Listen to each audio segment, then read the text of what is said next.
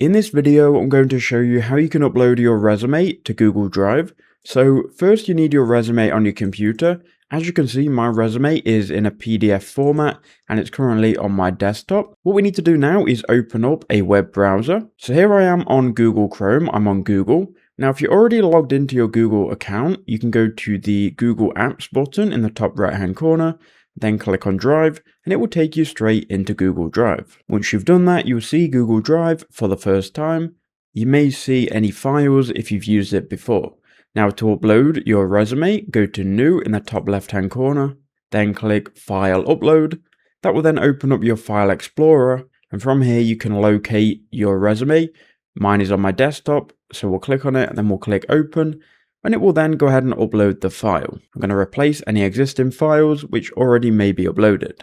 Now we've got the upload complete, we can now go to Recent, and here you can see we've got our resume. If we go to My Drive, we'll also be able to see it here.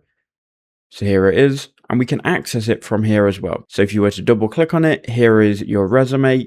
You can then also download it in the future on another device.